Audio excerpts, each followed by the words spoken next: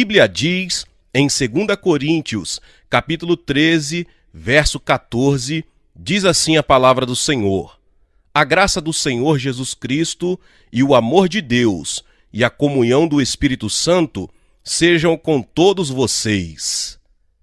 Para mim, o ministério sempre foi a prioridade número 1. Deus ensinava-me a pastorear, e essa aventura era como sair em busca de diamantes. Passava pelo fogo e pela água. Houve momentos em que tive de encarar a morte, e por momentos eu caía na armadilha do orgulho. Pensava que podia trabalhar por meus próprios meios. Estava equivocado. O ministério era de Deus. Seus também eram o sonho e o propósito. Eu era só um administrador do que era dele, mas ao mesmo tempo necessitava de outros administradores, pois entendi que o ministério era um trabalho em equipe. Pastorear era trabalhar em equipe com Deus e com os membros da igreja. Depois de graduar-me na escola do deserto, Deus instruiu-me na escola do ministério. Depois de 1 mês de ter desmaiado, Deus rompeu alguns métodos que utilizava na igreja. Eu passava dias inteiros deitado em meu apartamento. Decidi não abandonar o ministério jamais. O missionário John Houston e a pastora Choi dirigiam a igreja. Eu me dava conta de que as necessidades das pessoas não eram totalmente supridas. A Coreia era um país pobre e os membros faziam tudo o que podiam para manter em dia as finanças da igreja. Descobri que era de vital importância motivar os novos convertidos e torná-los participantes do ministério, mas não sabia como fazê-lo. Eu descansava e não sabia o que deveria fazer. Sentia-me esgotado física e mentalmente. Parecia ser um adorno a mais na casa, pois passava dias inteiros na cama. A advertência foi clara.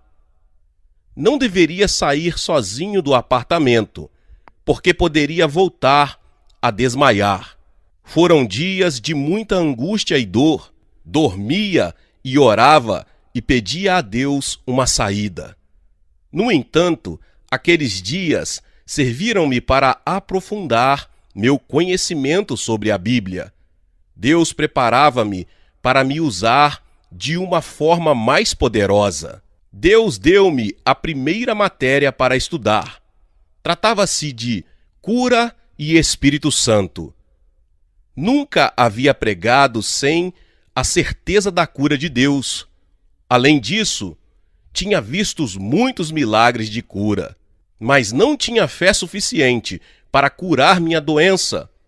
Descobri que meu fundamento bíblico sobre a cura era insuficiente e que uma comunhão íntima com o Espírito Santo era de vital importância. O estudo sobre esses 2 temas levou-me a escrever 2 livros. O título do primeiro livro foi Jesus Cristo, meu curador, e o segundo, Espírito Santo. Um estudo profundo sobre esses temas fez que tanto minha fé quanto meu conhecimento crescessem e tive o privilégio de conhecer mais intimamente a terceira pessoa da Trindade. Tinha ouvido falar de que, como cristãos, temos o dever de ter comunhão com Deus Pai e Deus Filho, mas nunca tinha ouvido falar de que devíamos ter comunhão com o Espírito Santo, o que é possível. Aprendi que comunhão implicava uma relação mais profunda que uma simples amizade. Segundo o dicionário, comunhão significa relação íntima, fundamentada em um profundo e mútuo entendimento, ato de compartilhar com alguém pensamentos e emoções. Deus enfatizou a importância de desenvolver uma comunhão íntima com o Espírito Santo, em outras palavras, falar com ele sobre minhas ideias, meus pensamentos, minhas inquietudes e minhas emoções. O Senhor disse: pense no matrimônio. Quando um casal contrai matrimônio, a mulher começa a viver na casa do esposo e o esposo não se separa dela. O homem nunca trata sua mulher como um adorno ou um objeto, mas sim compartilha sua vida de uma forma íntima. Digo isso porque quero que sua relação com o Espírito Santo seja assim. Durante 1964 e 1965, estive quase todo o tempo deitado em minha cama e minha relação com o Espírito Santo foi paulatinamente se aprofundando. Enquanto isso, os 2 livros que escrevi foram os mais vendidos, tanto na Coreia como no Japão. Mas esse estudo foi apenas a abertura do que Deus tinha preparado. A essência do que Deus procurava ensinar-me por meio de tudo isso era que devia delegar a alguém grande parte de meu trabalho. Comecei a meditar sobre como poderia dirigir sabiamente a igreja. Como posso pastorear tanta gente? A igreja continua crescendo. Perguntei ao Espírito Santo em um tempo de comunhão íntima: Senhor, que tenho de fazer e como? Deixe ir meu povo para que ele cresça. Fiquei perplexo. Não sabia o que fazer. O que significariam essas palavras? Repentinamente, veio outra voz que me dizia: deixe ir meu povo do reino de Yangshō. Deixe que ele cresça. Sim, Senhor, mas o que queres dizer quando dizes que devo deixá-lo ir para que cresça? Deixe que ele aprenda a caminhar por si mesmo. Ajude-o para que entre no ministério. Essas palavras levaram-me ao estudo bíblico. Abri a carta de Paulo à igreja de Éfeso e recebi uma forte inspiração. Efésios 4:11 diz: ele designou alguns para apóstolos, outros para profetas, outros para evangelistas e outros para pastores e mestres. E continuava no versículo seguinte, indicando que os servos de Deus, apóstolos, profetas, evangelistas, pastores e mestres, haviam sido construídos para aperfeiçoar os santos, os novos convertidos. Isso significava que os novos convertidos podiam desenvolver seu ministério dentro e fora da igreja. Segui a leitura no livro de Atos dos Apóstolos, em Atos capítulo 2, nos versos 46 e 47. Na igreja primitiva, havia 2 tipos de reuniões. Os discípulos reuniam-se no templo e compartilhavam o pão nos lares todos os dias. Diz-se que o número de habitantes da cidade de Jerusalém era de 200.000, enquanto o número de membros da igreja primitiva era de 100.000. Se levarmos em conta que só havia 12 apóstolos, não podemos deixar de nos perguntar: como fizeram para ministrar e supervisionar tanta gente, assim como realizar as visitas aos lares? Impossível! Não resta dúvida de que se reuniam em grupos pequenos nos lares, acompanhado dos 7 diáconos que aparecem em Atos 6. Os novos convertidos visitam lares, ou seja, reuniam-se nas células. Meu paradigma sobre a igreja era o edifício. Jamais imaginei que um lar poderia chegar a ser um centro de adoração. Mas a Bíblia mostra claramente sobre a igreja nos lares. Meditei em minha igreja de forma particular. Nós não realizamos visitas nos lares, só pedíamos às pessoas que se congregassem aos domingos e às quartas-feiras. Descobri que esse havia sido nosso ponto fraco.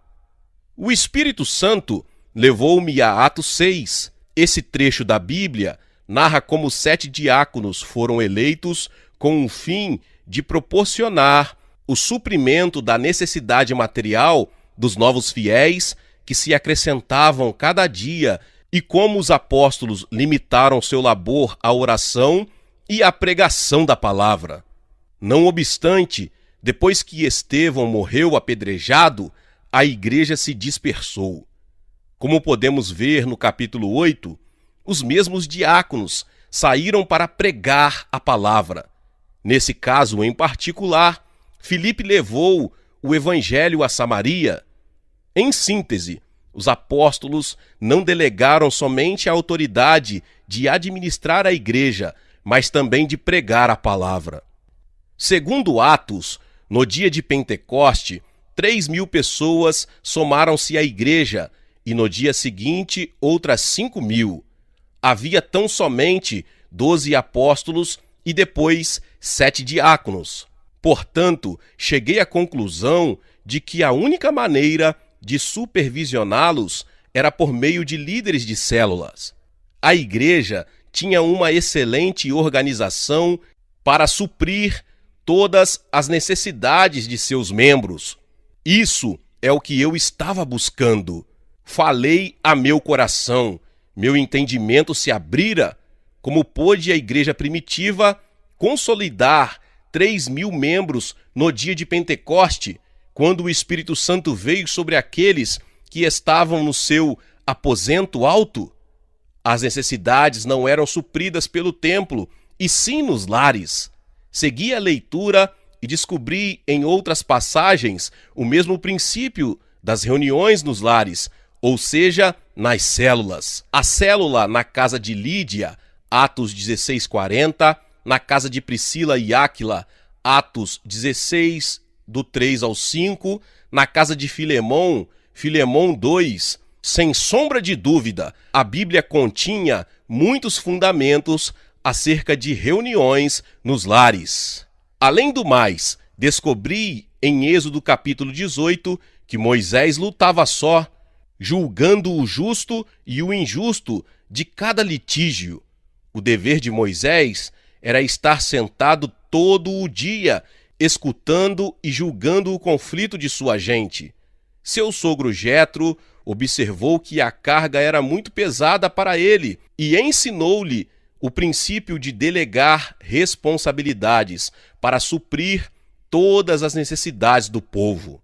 Em Êxodo capítulo 18, nos versos 21 e 22, diz assim a palavra do Senhor: Mas escolha dentre todo o povo homens capazes, tementes a Deus, dignos de confiança e inimigos de ganho desonesto. Estabeleça-os como chefes de 1.000, de 100, de 50 e de 10. Eles estarão sempre à disposição do povo para julgar as questões. Trarão a você apenas as questões difíceis, as mais simples decidirão sozinhos. Isso tornará mais leve o seu fardo, porque eles o dividirão com você. Por meio das Escrituras, descobri que a ação de delegar responsabilidades era da vontade de Deus. Essa ideia passou de minha mente a meu coração em forma de convicção. Se enviasse os diáconos para abrir seus lares e ensinassem a palavra, orassem pelos doentes e se ajudassem mutuamente, desenvolvendo uma comunhão íntima, a igreja cresceria nos lares e o Espírito Santo ficaria muito mais acessível para alcançar os amigos e vizinhos, assim como também motivaria muita gente a frequentar a igreja em reuniões gerais. Esse sistema facilitaria meu trabalho como pastor, sem necessidade de utilizar tempo em assessoria e em visitas a lares. Se tão somente pudesse capacitar líderes novos convertidos, isso facilitaria meu trabalho. Durante 3 semanas, estive planejando como levar a cabo esse novo sistema. Estava consciente de que necessitava da aprovação por parte da junta de diáconos. e era um desafio apresentar esse novo plano. Os diáconos estavam preocupados com minha liderança. O problema era meu estado de saúde. Conseguia levantar-me da cama, mas custava-me parar e manter-me em pé. O médico aconselhou-me o seguinte: seu coração é muito fraco e todo o seu organismo está muito debilitado. Você sofre de nefralgia e minha única recomendação é que você abandone o pastorado. Por acaso, não existe um medicamento para mim? Lamentavelmente, não. Fisicamente, você não tem nenhum problema. Só que vem trabalhando em excesso. Seu problema de coração é por causa do estresse, ou seja, é algo psicológico. A única receita que lhe posso prescrever é que busque um trabalho em que se sinta menos pressionado. As palavras do médico foram como uma sentença de morte com relação a meu ministério. Mas não queria abaixar os braços, porque Deus me havia prometido construir uma igreja, assim como também minha cura, ainda que ela viesse após 10 anos. Busquei confiar em Deus mais do que nas palavras do médico. Eu tinha apenas 28 anos de idade e meu corpo estava debilitado como a de um ancião, mas, igualmente, sentia-me muito entusiasmado. Deus me havia mostrado um novo modelo de organização para que compartilhasse o peso da cruz do ministério com a congregação. Em mim existia uma convicção forte, porque Deus me havia prometido. O obstáculo era que não podia ir como um comandante-geral de exército e ordenar aos novos convertidos que realizassem a tarefa. A congregação ultrapassava 2.400 membros e cada vez que eu devia fazer uma mudança, necessitava da aprovação da junta de diáconos. Pai, este é teu plano. Se isso veio do Senhor, eles têm de aceitá-lo. Um mês depois, reuni a junta de diáconos e descarreguei o que havia em meu coração. Como vocês devem saber, estou doente e é impossível eu aconselhar e visitar os lares. Tampouco posso orar pelos doentes. Comecei a mostrar-lhes, à luz das Escrituras, os princípios de grupos pequenos que Deus me havia revelado. Enfatizei que eles deveriam aprender a pararem por si mesmos e entrar no ministério. Então, apresentei os passos que deveriam dar para realizar as mudanças. Mostrei a função das células e seu sistema baseado na Bíblia. As opiniões não demoraram a chegar. Você tem razão. Apresentou um excelente fundamento bíblico. Creio que isso é de Deus. Nós, porém, não recebemos capacitação para cumprir semelhante tarefa. Além do mais, essa é a razão pela qual lhe pagamos o salário, pastor. Outro diácono afirmou: sou um homem ocupado, tenho muito trabalho a fazer. No pouco tempo que me sobra, aproveito para descansar em privacidade. Eu não poderia dirigir células. Basicamente, todos concordaram que a ideia era bíblica, mas achavam que era inexequível. Eu parecia não encontrar o caminho correto para continuar motivando. Eles não recusavam a ideia, mas tampouco a aceitavam, só estavam convencidos de que isso não funcionaria.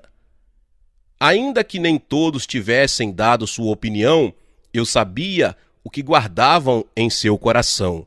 Estavam pensando que era inadequado pedir-lhes que entrassem no ministério, visto que eles ofertavam para que eu cumprisse com essa obrigação. Senti-me incomodado, porque a possibilidade de pensar que eu estava delegando minha tarefa por causa de minha limitação física estava aberta. Dei-me conta de que os irmãos não tinham compaixão alguma, Ninguém expressou a ideia de contratar um novo pastor, mas escutei, momentos depois, por parte de uma pessoa que tinha participado da reunião, que tampouco iriam descartar essa ideia caso eu apresentasse uma carta de renúncia. Também tinha de levar em consideração que em qualquer momento podia desmaiar. Fui ver a pastora Choi, com quem eu sempre abri o coração, para contar minhas inquietudes e descarreguei tudo o que guardava. Depois de um tempo de oração e estudo da palavra, falamos sobre minhas distintas possibilidades de como realizar esse ministério. E surgiu a ideia de usar as mulheres como líderes. Em um momento de oração e meditação, a pastora expressou sua ideia. Tenho a certeza de que Deus nos mostrou esse caminho porque é sua vontade. Creio que devemos reunir as mulheres para apresentar-lhes esse novo projeto. Inclinei a cabeça, mas quem aceitaria essa ideia? Encontrava-me em Seul, Coreia do Sul, e não nos Estados Unidos. Na Coreia, não havia movimentos feministas e, sobretudo, as mulheres estavam em um segundo plano dentro da sociedade, devido à influência da cultura oriental. Por milhares de anos, a mulher havia permanecido sob a influência do homem, ou seja, a mulher obedecia ao homem. A mulher não conseguia ocupar um lugar importante na sociedade nem na igreja. Eu tampouco era uma exceção e acabava sendo difícil para mim aceitar essa ideia. Como poderiam as mulheres dirigir grupos nos lares? A oposição por parte dos homens era evidente. Além do mais, a Bíblia afirmava em 1 Timóteo capítulo 2, verso 11, a mulher deve aprender em silêncio, com toda a sujeição. Como oriental, eu tinha um entendimento muito particular quanto a essas palavras de Paulo dirigidas a Timóteo. O apóstolo escreveu essa mensagem com uma mentalidade oriental.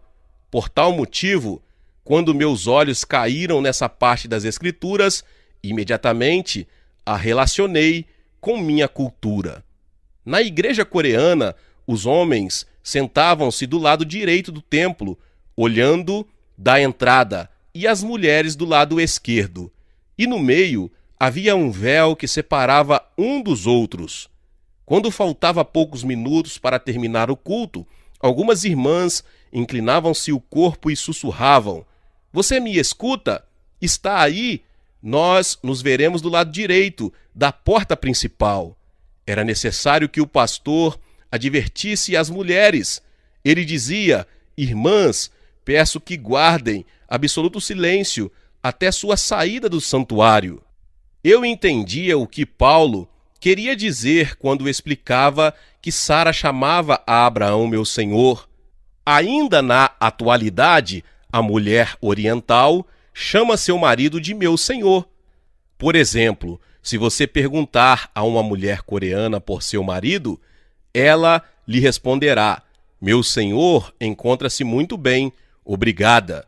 Por essa mesma razão, quando procurei implementar a liderança feminina, por momentos questionei-me se isso não era só produto de minha imaginação. Deus, queres destruir minha igreja por meio desses pensamentos? Caso eu use as mulheres para dirigir células, todo mundo me dará as costas. Entretanto, Deus me disse claramente: sim, esse é o seu pensamento.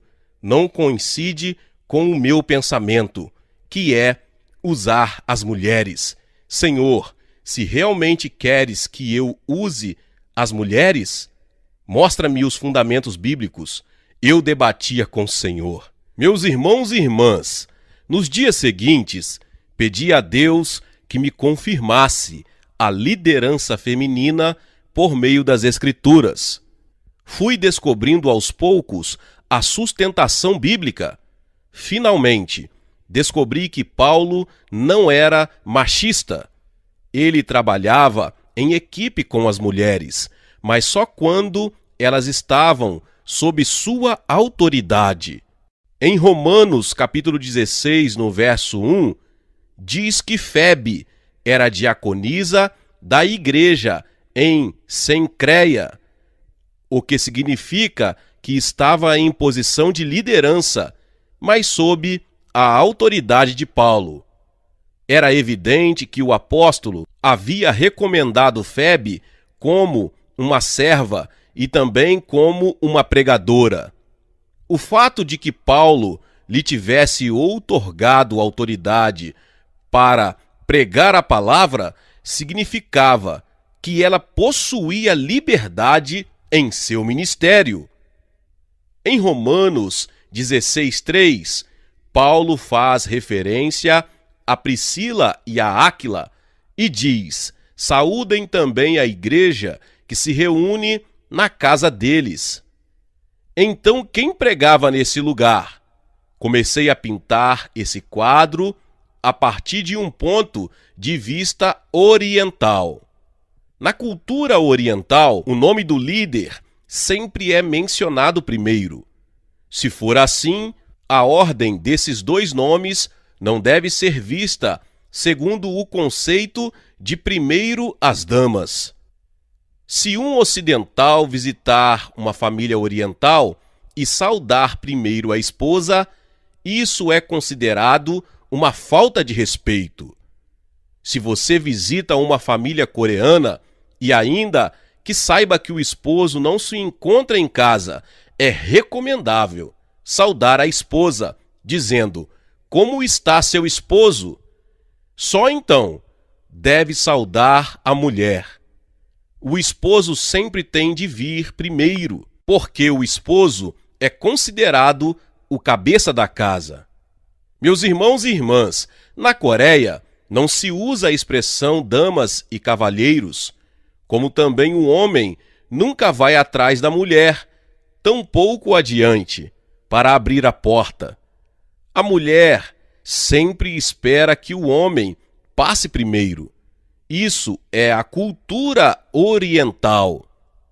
A expressão de Paulo quando diz Priscila e Áquila deve ser estudada segundo a perspectiva oriental. Priscila era a esposa de Áquila.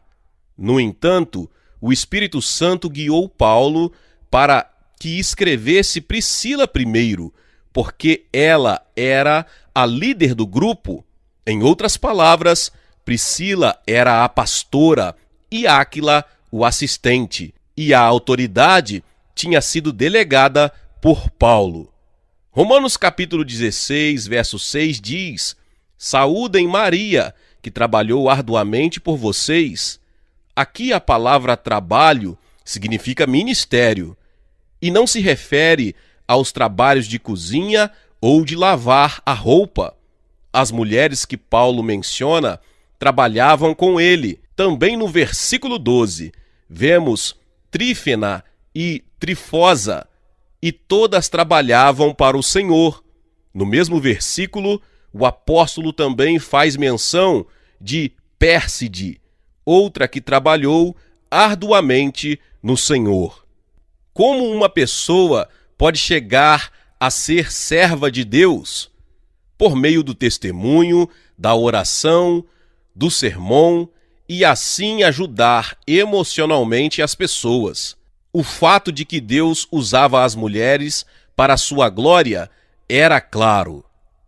A Bíblia aceitava a participação das mulheres na liderança. Isso devia estar sob a autoridade dos apóstolos. Por exemplo, Paulo ensinou que as mulheres deviam profetizar com a cabeça coberta, 1 Coríntios 11:5, porque era vergonhoso não fazer assim. Isso significa que as mulheres tinham liberdade para profetizar e a profecia era uma forma da pregação da palavra, mas deviam cobrir-se como demonstração de que estavam sob a autoridade dos homens. O Senhor continuou ensinando-me, dizendo: Yang Cho, de quem você nasceu? De uma mulher, Senhor. Quem o criou? Uma mulher, Senhor. Quem seguiu meu ministério do começo ao fim e quem supriu minhas necessidades? As mulheres, Senhor. Todas as minhas respostas eram positivas. O Senhor continuou com o ensinamento. Quem permaneceu firme até o momento da minha crucificação? As mulheres, Senhor. Quem veio ungir meu corpo com óleo quando eu estava no sepulcro? Uma mulher, Senhor. Quem foi a primeira pessoa a ver-me depois de minha ressurreição? Uma mulher, Senhor. Depois de ter ressuscitado, a quem eu dei a primeira palavra? A Maria Madalena, uma mulher, Senhor. Em todas as interrogações, você respondeu sim, uma mulher. Por que continua resistindo e teme usar as mulheres? Estive rodeado de mulheres fiéis e amorosas durante toda a minha vida pública. Por que a igreja, meu corpo, não pode ser fortalecida pelas mulheres? Meus irmãos e irmãs, o que eu poderia ter dito? Tão somente admitir e aceitar que envolver as mulheres no ministério era a vontade de Deus. Após ter escutado esse grande ensinamento por parte de Deus, não tardei. As líderes da rede missionária de mulheres, em um dia de domingo, umas 20 mulheres esperavam para ouvir minha apresentação. Expliquei claramente que estava com problemas de saúde e que o propósito de Deus era formar grupos nos lares e usar as mulheres como líderes. Tenho problemas graves de saúde. Vocês devem me ajudar a fortalecer o trabalho do corpo de Cristo. Deus quer usar as mulheres. As mulheres cumpriram um papel fundamental no ministério de Jesus e nunca estiveram ausentes nos momentos mais críticos. A vontade de Deus é estabelecer grupos nos lares e que vocês estejam à frente desses grupos. Amém. Tem razão, pastor. É a vontade de Deus. Estamos dispostas a fazê-lo. Conte conosco. Os homens tinham respondido de uma maneira intelectual e racional. Em contrapartida, as mulheres mostraram-se muito entusiastas. Realmente, mostravam preocupação por meu estado de saúde e todas concordaram em seguir os passos seguintes. A pastora Choi responsabilizou-se pela organização. De acordo com o número das diaconisas, dividimos a cidade de Seul em 20 regiões. O sistema em células tinha dado à luz os primeiros 20 distritos. Sugeri-lhes algo muito interessante e estranho por sua vez: usar um chapéu como símbolo de que sua autoridade como líderes estava sob minha autoridade. Em outras palavras, isso significava que a autoridade de pregar a palavra não era delas, e sim dada por Deus por meio de mim. Fiz o que Paulo tinha ordenado e não me pareceu ruim.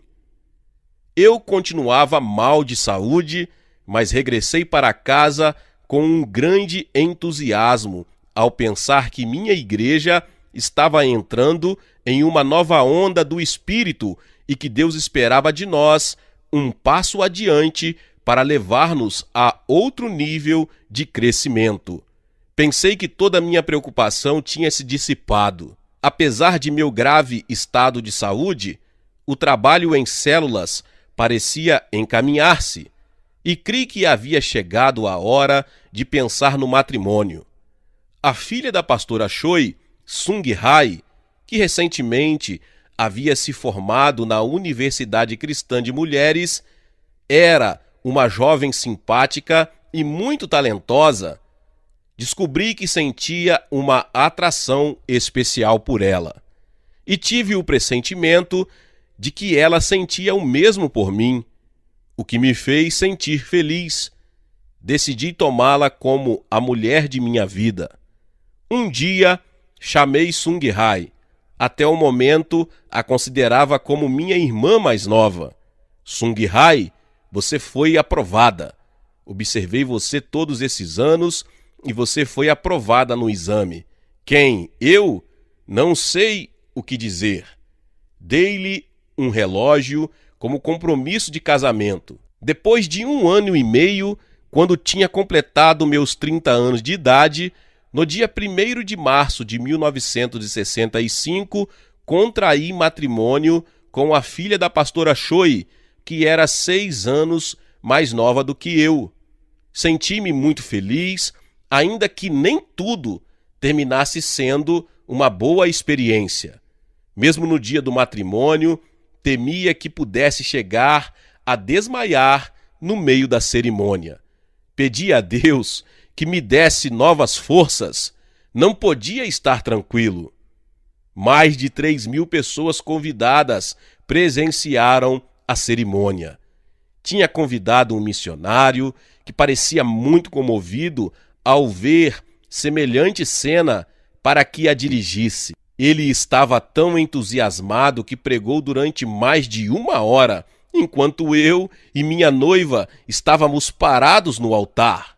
Fazia todo tipo de gestos para esforçar-me a não cair nem desmaiar. Ficou tão difícil que a única coisa de que me lembro foi uma luta que parecia não ter fim contra meu próprio corpo, a tal ponto que nem sequer me lembro de ter ouvido. Eu os declaro marido e mulher. Mesmo na lua de mel, minha esposa passou grande parte do tempo cuidando de minha saúde. Não obstante, minha mente estava voltada para a igreja, em especial com relação às células e o crescimento. Mas tinha a tranquilidade de que grande parte dos problemas, quanto a estabelecer o sistema, estava resolvida. Apenas regressei para casa e já tinha a agenda completa de atividades no interior do país durante os 6 meses seguintes, pois nesse momento havia ganhado um reconhecimento nacional por causa do crescimento de minha igreja. Permanentemente viajava por todo o interior do país, levando a palavra, e regressava a Seul só nos fins de semana. E logo que terminava a reunião dos domingos, fazia minhas malas novamente para viajar a outro destino. Enquanto isso, minha esposa caía em um poço de depressão. Depois de 1 semana de atividade, o único presente que lhe oferecia era uma mala cheia de roupa suja. Sentia pena por ter lhe feito tomar a cruz de ser esposa de um pastor. Além disso, não recebi nenhuma remuneração durante 3 anos, por causa da construção de um novo templo. Queria ser exemplo. Minha esposa viu-se obrigada a trabalhar durante esse período para suprir as necessidades básicas da família. Pôs um cartaz na porta da casa que dizia: aulas particulares de piano. Enquanto isso, as células continuavam crescendo, o que resultou em crescimento da igreja. Determinados grupos começaram a mostrar quais eram as características do êxito. Os integrantes do grupo convidavam familiares e amigos para as reuniões do grupo, e muitos recebiam Jesus como seu Senhor e Salvador. Os grupos cresciam como fazem as células biológicas, por reprodução. Graças ao trabalho em células, o número dos que assistiam às reuniões de domingo foi crescendo de maneira espantosa, assim como o número de células. A igreja sentiu a necessidade de contratar mais pastores para supervisionar as células e designar mais líderes para esses grupos. Chegamos a um ponto em que não pudemos estar em dia com os papéis dos novos convertidos e, como consequência, diminuiu a porcentagem de crescimento. Apesar disso, a última cifra registrada oficialmente, em 1964, diz que tínhamos 2.400 membros. Sabíamos que tínhamos crescido muito em razão do trabalho em células, mas não podíamos calcular com exatidão quantos havíamos alcançado com a mensagem. Frequentemente sentia que me encontrava cara a cara com a morte. Orava sempre com as mesmas palavras: Senhor, deixa que este servo possa levar tua palavra uma vez mais. Se atenderes a esse pedido, podes levar-me para teu reino depois de pregar tua palavra. Nessas circunstâncias, Deus levava-me às nações.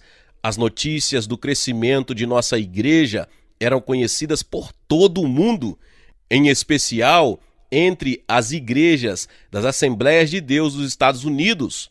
Foi nesse momento que meus olhos se abriram e pude ver o mundo inteiro em forma de células.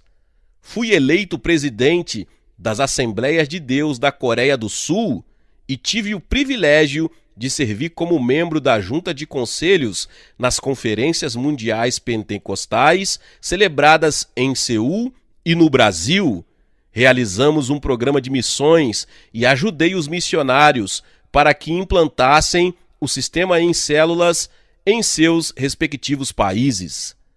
A igreja continuou crescendo, mas minha saúde não se mantinha estável. Caía desmaiado quando menos esperava. Em certa ocasião, desmaiei no aeroporto de Tóquio, no Japão, e outra ocasião nas Assembleias de Deus dos Estados Unidos. E também em Singapura e em muitos hotéis. Sentia pena de minha esposa. Eu orava pelos doentes e muitos se curavam. Cada vez que via grandes milagres de cura, dizia por dentro: Senhor, por favor, peço que também cures minha doença. Deus tinha dito, porém, que minha saúde iria melhorar gradualmente até que a cura fosse completa, mas eu tinha de esperar por 10 anos. Nesse período, passei momentos de muita dor e sofrimento.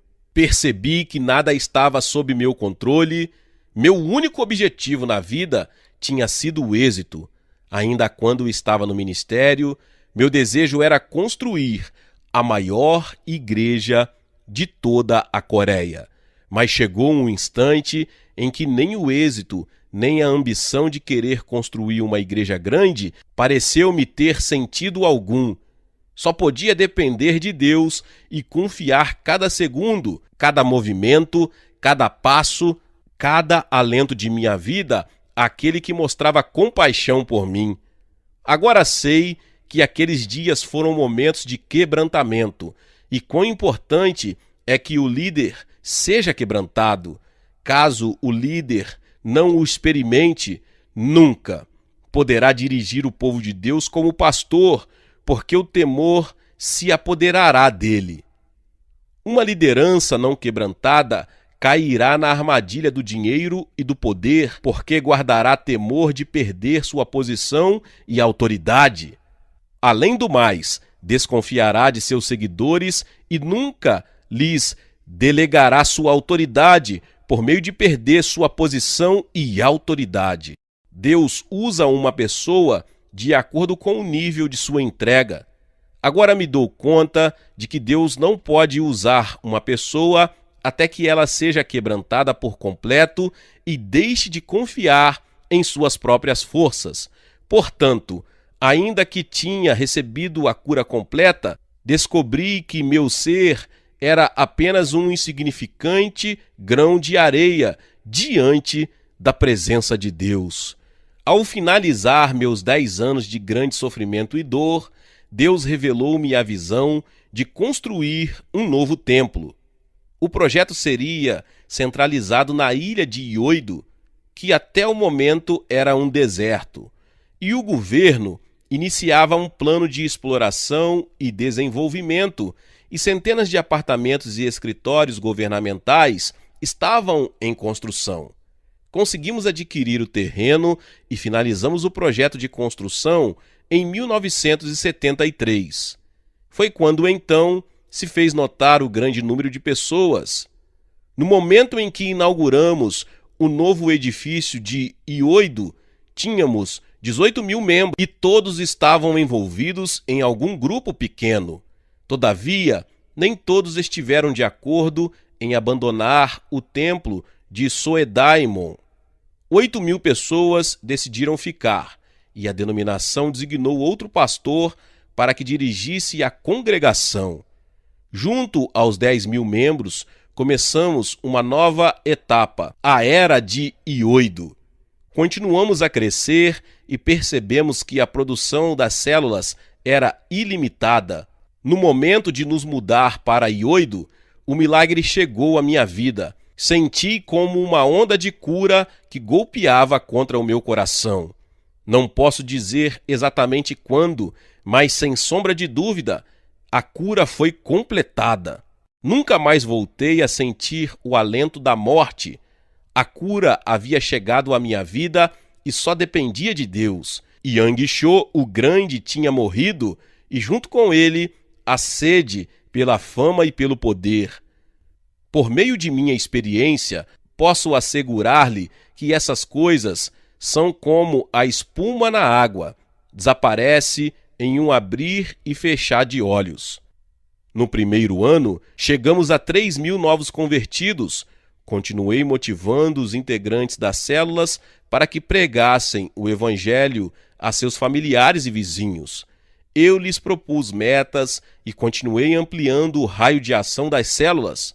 Cada vez que sonhava com encher o novo templo, Deus o ratificava, o que me motivou mais a continuar clamando pelo crescimento.